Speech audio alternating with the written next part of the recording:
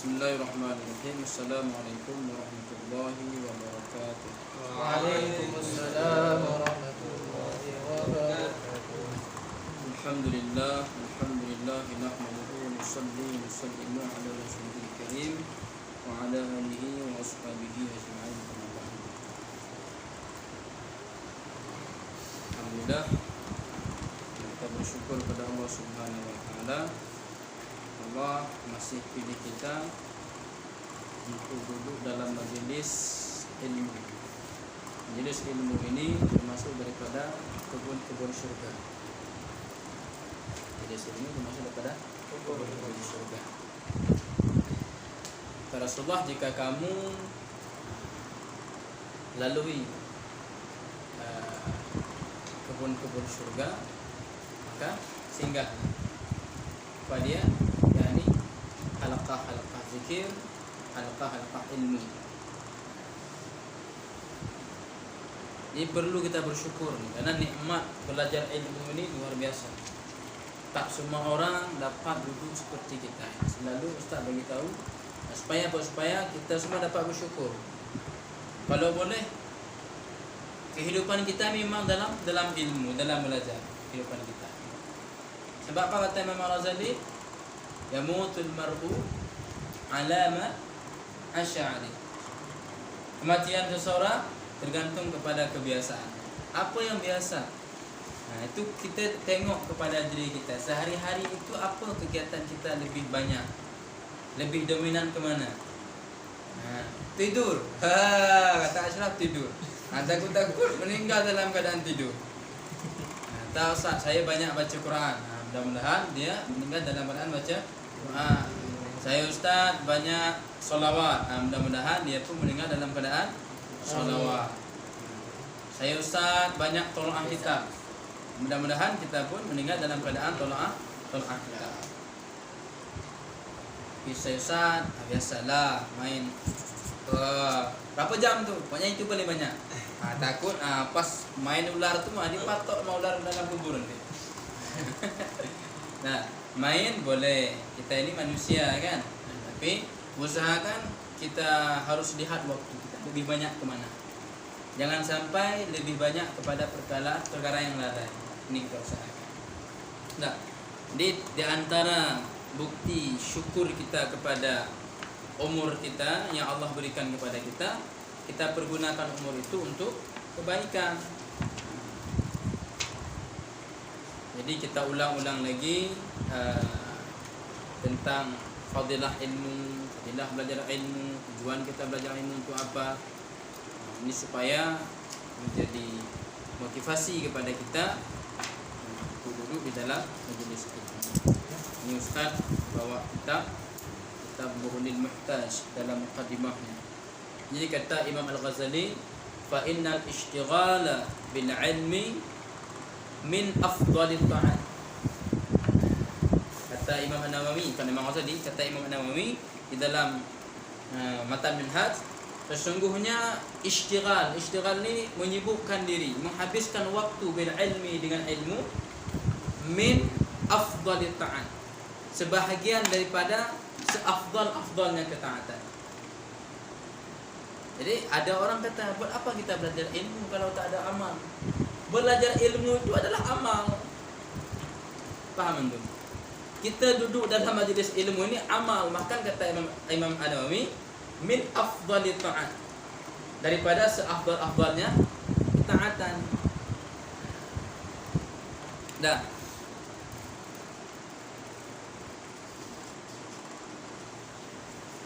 Sehingga Allah sendiri mengatakan bahawa orang yang Allah kurniakan ilmu pada dia, ini tidak sama dengan orang yang tidak ada ilmu. Pada Allah, hal yastawil ladina ya'lamuna wal ladina la ya'lamun. Surah Az-Zumar ayat 9. Hal yastawil ladina, adakah sama orang-orang yang mengetahui dan orang-orang yang tidak mengetahui? Hal apa huruf? Apa kalimat dia hal? Istifham. Adam senyum dia. Istifhamnya maknanya macam mana? Adakah? Ini adalah istifham ingkari. Apa maknanya? Tidak ada, tidak sama. Hal ini istifham tetapi faedahnya istifham ingkari. Maknanya tidak sama orang-orang yang mengetahui dan orang-orang yang tidak mengetahui, tak sama kata Allah. Bahkan kata Allah, wa qur rabbi zidni ilma. Wa qul, dan katakan olehmu wahai Muhammad, Rabbi zidni ilma, ya Rabb, tambahkan kepadaku ilmu. Tambahkan kepadaku ilmu. Jadi tidak ada perkara yang Allah suruh tambah kepada seorang hamba melainkan daripada perkara ilmu. Allah tidak katakan minta tambahkan dunia, minta ditambahkan harta, tidak. Tapi Allah katakan zidni ilma. Ya Allah, tambahkan kepadaku ilmu. Ini di antara kelebihan-kelebihan ilmu yang Allah sebut di dalam Al-Qur'an. Kemudian dalam surah yang lain, surah Fatir ayat 28, innama yakhsyallaha min ibadihil ulama. Hanya saja orang-orang yang takut kepada Allah daripada hamba-hambanya itu ulama. Jadi orang-orang yang takut kepada Allah itulah ulama. Kenapa? Karena ulama ini, orang-orang alim ini dia faham macam mana cara untuk mendatangkan sifat khauf, sifat khasyah itu ke dalam hati mereka. Kata Allah lagi, yarfa'illahu alladhina amanu minkum walladhina utul ilma darajat. Allah mengangkat orang-orang beriman di antara kamu dan orang-orang utul ilma. Ya Allah berikan ilmu kepada mereka. Ya Allah kurniakan ilmu kepada mereka, derajat, beberapa derajat. Tidak ada orang yang berilmu itu derajatnya rendah, tidak ada. Tetap kalau orang berilmu itu pasti Allah akan mengangkat derajat. Innallaha la yukhliful mi'ad. Sesungguhnya Allah itu tidak menyalahi janji. Jadi Allah mengangkat, yarfa'illahu alladhina amanu minkum walladhina utul ilma darajat. Allah angkat derajat orang-orang yang berilmu. Tiada orang yang berilmu itu Ustaz? Saya kata ni tiada orang yang berilmu itu apa? Belum lagi. Dan Ayah Mirza tanya apa? Ustaz kata tidak ada orang yang berilmu itu tak sama. Tak sama. Gitu. Tak sama orang yang berilmu. Tidak ada orang yang berilmu itu yang direndahkan derajatnya oleh Allah, tidak. Pasti Allah akan angkat derajat dia. Oke. Kemudian di dalam hadis Rasulullah katakan apa? May yuridillahu bihi khairan yufaqihu fid din.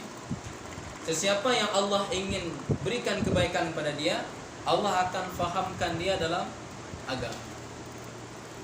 Di orang-orang yang mau duduk dalam majelis ilmu, ini adalah orang-orang yang Allah berikan kebaikan pada dia.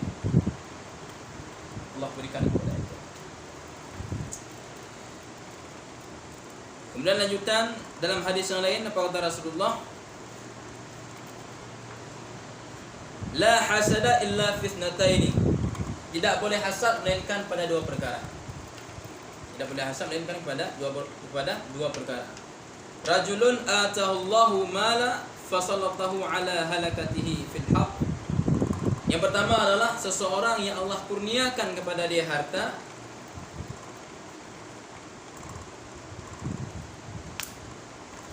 kemudian dia pergunakan harta itu dalam kebaikan. Dia infak harta dia. Ini boleh kita hasad. Hasad di sini hasad bermakna ghibtah, yakni berkeinginan seperti orang itu. Bukan hasad bermakna supaya harta dia habis hilang, bukan. Tetapi berkeinginan agar dia pun dapat melakukan seperti orang itu. Ada seorang yang Allah kurniakan harta dan orang itu berinfak di jalan Allah, dia ada rasa dalam hati, kalau seandainya saya seperti dia.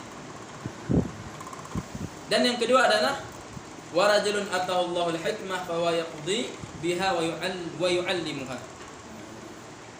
Dan seseorang yang Allah kurniakan hikmah pada dia. Orang yang Allah kurniakan ilmu pada dia. Yang mana dengan ilmu tersebut dia dapat memberikan hukum dan dia dapat mengajarkan orang lain. Jadi kita belajar ilmu ini harus ada qasad dalam hati kita. Yang pertama apa? Niat kita belajar ilmu? Untuk mencari ridha Allah, menghilangkan kebodohan pada diri kita. Nah, yang kedua untuk diamalkan. Yang ketiga untuk diajarkan, didakwahkan, disebarkan. Nah, jadi ilmu itu niat karena Allah, kemudian menghilangkan kebodohan yang ada pada diri saya, diri kita semua, dan juga untuk diamalkan dan didakwahkan. Nah, ini baru sempurna sebagai seorang muta'allim, seorang pelajar. Dan ada nomor 2, asal seorang laki-laki yang Allah berikan ilmu pada dia. Ini boleh kita iri hati. Bukan bermakna kita iri supaya ini dia dicelaka, dia binasa, bukan. Kita ini berkeinginan sebagaimana Allah berikan ilmu pada dia, kita pun kalau boleh seperti dia juga. Kita berusaha. Nah, Ustaz, niat belajar ilmu tu yang pertama mendapat redha Allah. Yang kedua menghilangkan niat untuk menghilangkan kebodohan pada diri kita. Yang ketiga, Yang ketiga untuk diamalkan. Yang keempat dan didakwakan. Ini baru sempurna kita tunaikan hak ilmu. Jadi bukan hanya untuk kita amalkan, tetapi juga kita dakwahkan kepada orang lain. Karena Rasulullah berkata kepada Sayyidina Ali, "Fa wallahi la an yahdiya bika Allahu rajulan wahidan khairul laka min humrin na'am." Min humrin na'am. Maka demi Allah, kata Rasulullah, sungguh bahwa dapat hidayah dengan sebab kamu, satu orang laki-laki, itu lebih baik daripada dan lebih baik bagi kamu daripada seekor unta yang merah. Unta merah. Benar? Mahal dulu unta merah itu mahal. Pada sekarang kereta paling mahal apa? Apa tunggu? Ferrari.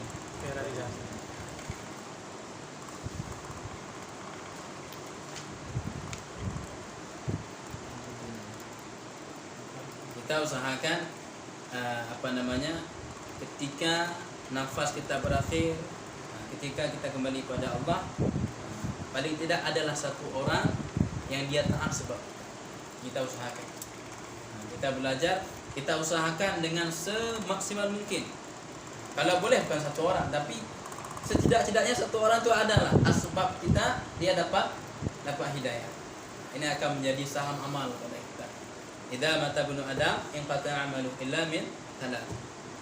Ketika manusia itu meninggal, maka amal dia akan terputus. Kecuali 3 perkara saja yang tidak terputus. Yang pertama apa? Sedekah jariyah.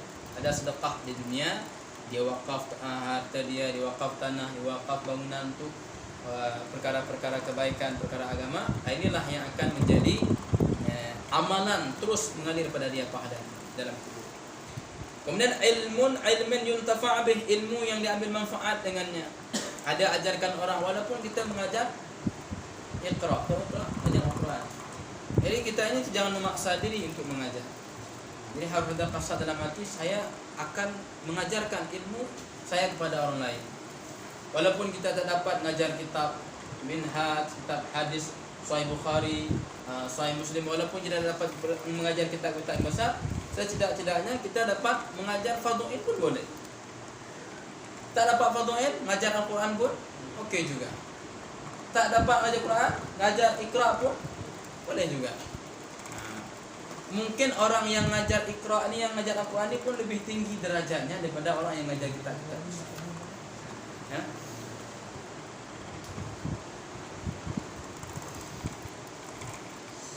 Ad-dunya mal'unatun, kata Rasulullah. Mal'unan ma fiha illa dzikrullah wa ma walahu wa 'aliman wa muta'alliman. Dunia ini mal'unah, terkutuk. Maksud terkutuk di sinilah tidak ada kebaikan. Dunia tidak ada kebaikan, melainkan yang pertama adalah zikrullah, berzikir kepada Allah. Yang pertama adalah berzikir kepada Allah. Orang-orang yang berzikir kepada Allah, maknanya apa?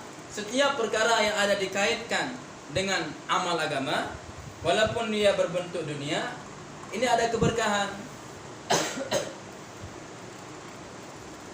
Ini sajadah. Sajadah ini ada kaitannya dengan agama tak? Ada. Nah, sajadah ini dunia atau tak? Dunia. Tapi bukan dunia yang mal'unah. Baju yang kita pakai ini dunia bukan? Iya. Dunia kata Asyraf bukan. Dunia juga. Dalam dunia di dunia semua. Tapi karena digunakan untuk zikrullah, untuk kebaikan, untuk agama, maka dia pun ada keberkahannya, tidak mal'unah, tidak terkutuk. Ada orang beli kereta mewah, kereta Ferrari, ya kan? Untuk apa? Untuk dakwah, untuk hadir majelis ilmu. Ini juga tidak mal'unah. Ada orang dia basikal saja di rumahnya. Tapi basikal tu duduk situ aja, tak diguna pun, tak diguna untuk kebaikan, tapi diguna untuk kelalaian. Maka itu termasuk mal'unah. Jadi dunia ini mal'unah, melainkan zikrullah wa ma walahu, dan perkara-perkara yang mengiringinya, yakni orang yang alim, dan perkara-perkara yang walahu yang mengiringinya, apa saja yang berkaitan dengan zikrullah. Wa aliman, dan orang yang alim, orang yang mengajarkan ilmu. Wa muta'allimah, dan orang yang belajar. Kita ini hendaknya kun aliman au muta'alliman au mustami'an au muhibban. Muhibban. Hendaklah kamu jadi orang yang alim. Tak mungkin ustaz, saya belajar pun tak lama. Saya pun untuk mengajar belum lagi boleh, belum pandai. Maka muta'allimah, jadi belajar. Kemudian jadi pelajar pun, kalau pelajar ni ada syaratnya. Baru dihitung sebagai pelajar, dia ada pen, ada buku, ada kitab, ada perlengkapan-perlengkapan yang berhubungan dengan belajar. Saya dengar-dengar saja ustaz, boleh. Au mustami'an, kita pun mendengar saja pun boleh. Saya jadi orang alim pun tak mungkin. Jadi pelajar pun sibuk. Apalagi datang majlis ilmu tak sempat. Au muhibban, suka, cinta. Al-mar'u ma'a man ahab. Seseorang itu bersama dengan orang yang dicintai. Kalau kita cinta dengan orang soleh, mudah-mudahan nanti di akhirat pun bersama orang soleh. Walaupun kita tidak baik, setidaknya kita mencintai orang-orang baik. Seperti itu. Jangan sudahlah diri kita tak baik, benci pula pada orang yang baik. Ini bahaya. Nah, Rasulullah apa? La tusahib illa mu'minan, wa la ta'kul ta'amaka illa taqiyyun. Jangan kamu bergaul, jangan kamu bersahabat melainkan dengan orang-orang beriman.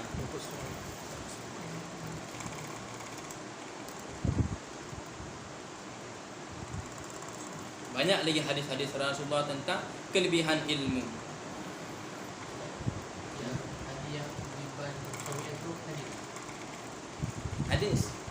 Nah, itu dalam mutakhab hadis. Dalam mutakhab hadis bukan kun. Saya baca itu bunyi hadian ughdu. Alif, ghin, dal, ughdu. Ughdu aliman au muta'alliman au mustami'an au muhibban. Itu boleh buka dalam kitab mutakhab hadis dalam bab ilmu. Tapi yang kun aliman ini saya belum dapat. Tapi sering dengar-dengar lah. Ada itu dalam kitab hadis mungkin ada. Tapi yang ada dalam kitab hadis bunyinya ughdu aliman au ta'alliman au muhibban au mustami'an.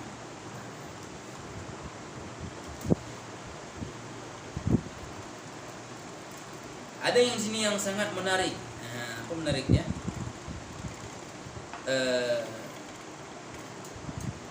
Fa inna ta'allumahu laka hasanah. Ini kata Muaz, ta'allamil ilma, belajarlah ilmu, fa inna ta'allumahu laka hasanah. Maka sesungguhnya belajar ilmu itu dapat kebaikan, belajarnya. Wa talabahu ibadah, mencari ilmu, menuntut ilmu, pergi ke tempat majelis ilmu, bertanya dan sebagainya, ini juga ibadah. Wa mudzakaratahu tasbih. Muzakarah ilmu ni tasbih. Ni antum lepas Isya ada buat muzakarah kan? Ada belajar ulangan betul-betul buat. Kalau boleh, kalau masuk WhatsApp pun jangan balas waktu belajar muzakarah supaya antum dapat fadilah tasbih. Kan tak lama itu, paling setengah jam. Gunakan telefon itu untuk betul-betul belajar. Jadi ustaz bagi telefon itu bukan untuk main tiap hari semua waktu belajar, tidak. Jadi waktu belajar, antum semua selain daripada bab belajar jangan buka. Ini amanah pada antum. Nah, diberikan telepon ini amanah. Jadi kalau antum tak gunakan kepada tempatnya, nanti antum dituntut dari akhirat. Bukan tak dibagi pun, lepas kelas, main sepuas sampai bengkak mata pun boleh. Ya dah, tak tidur pun boleh, terserah. Yang penting subuh bangun, solat, zikir, aktif jalan. Tapi kalau dalam kelas, lepas isyak tu khas telefon itu, handphone tu guna untuk belajar.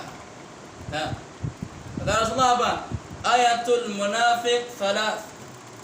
Tanda orang munafik itu ada 3. Idza haddatsa fakadzaba, ketika dia berbicara dia dusta, ditipu kawan dia. Dah. Lepas tu wa idza, kenapa ada amsalu? Wa idza wa'ada apa kalau berjanji dia menyalahinya. Yang suka-suka berjanji dengan orang. Dan yang ketiga wa idza tumina faqana. Ketika diberikan amanah dia berkhianat. Dalam kitab Al-Kabair karangan Al-Imam Al-Zahabi, Syamsuddin Al-Zahabi, khianat ini termasuk dosa besar. Jadi antum dibagikan telepon itu amanah. Jadi kalau antum gunakan telepon itu waktu belajar bukan untuk belajar, antum tak amanah. Buat dosa lah. Dah Jamil? Masuk WhatsApp, tepi dulu. Apapun perkara yang selain berkaitan dengan belajar, jangan gunakan. Tak lama, paling lama 1 jam. Ya kan? 1 jam. Lepas tu nak buat apa terserah. Nah Mirza, insyaAllah. Ini usahakan. Jadi kita sekarang ini, jadi belajar itu jangan antum pikir belajar itu hanya belajar ilmu saja, tidak. Dari sinilah dari madrasah ini dimanapun kita duduk banyak sekali kita belajar. Belajar ilmu, belajar khidmat, belajar adab, belajar amanah, semua kita belajar di sini. Belajar tertib. Kalau di madrasah kita tak tertib, di madrasah kita tak pandai dalam mengelola waktu kita, nanti kita keluar daripada madrasah pun kita tak pandai juga. Kalau di madrasah kita malas khidmat, nanti kita keluar pada madrasah pun malas khidmat, suka di khidmat oleh orang. Jangan. Walaupun kita sudah mengajar, kita tetap khidmat juga. Ini sifat kita belajar ini. Nah, diberikan amanah sekecil-kecil apapun amanah, kita jaga. Ada amanah khidmat, ada amanah jadi amir, ada amanah jadi bilal, ada amanah jadi imam. Ini ditunaikan semua. Jadi antum bukan hanya dapat pahala belajar, dapat pahala amanah, dapat pahala khidmat. Makanya kenapa majelis ilmu ini merupakan Riyadul Jannah, merupakan kebun surga?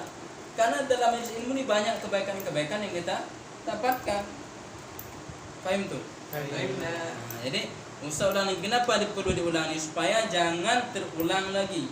Kalau lagi belajar lepas isya, yang ulangan nahwu itu telepon hanya lagi digunakan untuk belajar. Kalau kedapatan sekali saja nanti telepon itu digunakan bukan untuk belajar, nanti cabut balik.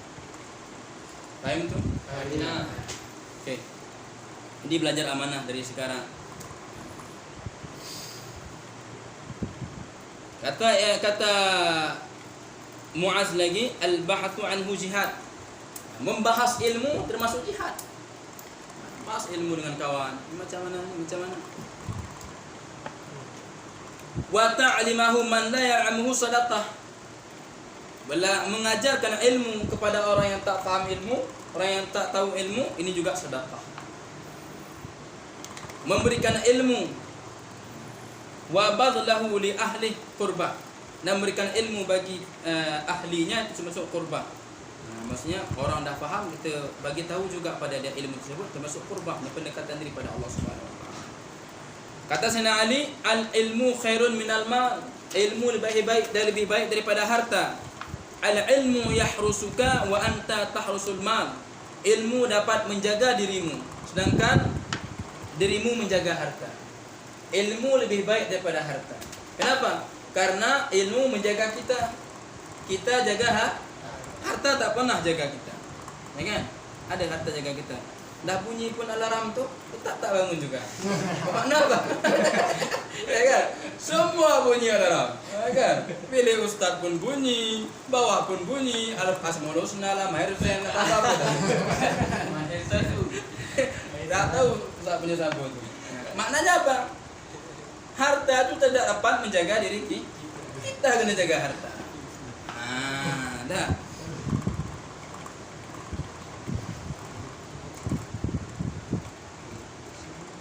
Al-mal tunqisuhun nafaqah. Harta akan berkurang dengan kita infakkan, dengan kita keluarkan, kita belanjakan akan berkurang. Kemudian ilmu dia akan bertambah dengan kita keluarkan, kita ajarkan orang lain. Makanya kalau kita ingin ilmu kita ini melekat, tetap dalam hati kita mengajar. Kalau kita tak mengajar, ini kita pun lupa.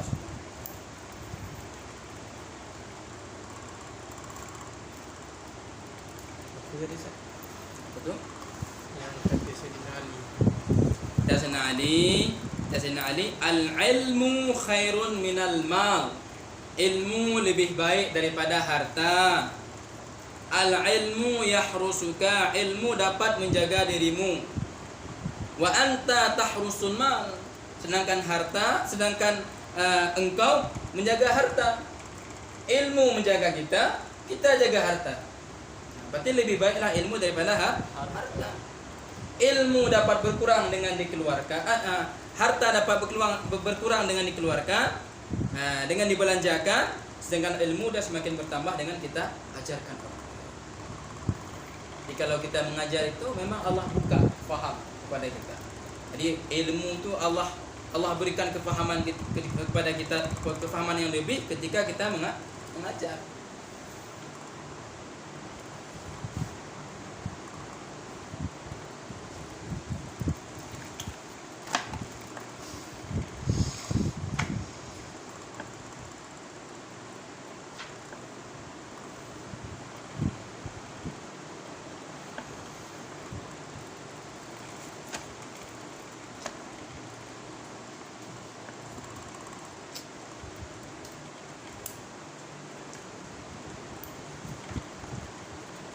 Kata Imam Syafi'i di antara kelebihan ilmu, orang senang ketika dia dinisbahkan ilmu pada dia. Orang senang ketika dinisbahkan ilmu pada dia, walaupun dia bukan daripada ahli ilmu, kata Imam Syafi'i. Ya, kalau orang katakan kita alim, senang tak? Senang. Walaupun kita ini orang bodoh. Masya Allah, Ustaz dicium tangan lagi. Walaupun kita tak ada ilmu, senang. Dan orang dia tak senang ketika orang lain katakan dia bodoh walaupun dia bodoh. Ada orang bodoh, awak ni bodoh, kamu ni bodoh. Padahal dia memang bodoh, tapi dia tak senang. Ini bukti di antara kelebihan ilmu. Orang senang ketika orang lain menisbahkan ilmu kepada dia, dan dia marah ketika orang lain menisbahkan kebodohan kepada dia. Nah, perlu kita ingat, belajar ilmu ini tujuannya tadi apa? Mencari ridha Allah, menghilangkan kebodohan dari diri kita, kemudian untuk diamalkan dan didakwakan. Dah. Jadi pertama sekali, penting sekali adalah akhlak kita. Setinggi apapun ilmu kita, kalau tidak ada akhlak, maka ilmu itu tidak ada apa-apa. Sebab apa? Tujuan kita belajar ilmu ini untuk memperbaiki akhlak kita. Akhlak dengan siapa? Dengan siapa saya boleh?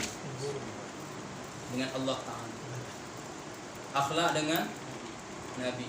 Akhlak dengan makhluk Allah semua. Makhluk Allah masuk, guru, orang tua, kawan, sahabat, jiran, semua masuk. Yang pertama dengan Allah. Di antara akhlak dengan Allah, ketika beribadah dalam majlis zikir, dalam apa saja, kita usahakan hati kita khusyuk. Jangan zikir tidur, jangan zikir menghayal. Ini tidak ada akhlak dengan Allah. Di antara akhlak Allah, ketika Allah memanggil kita segera pergi.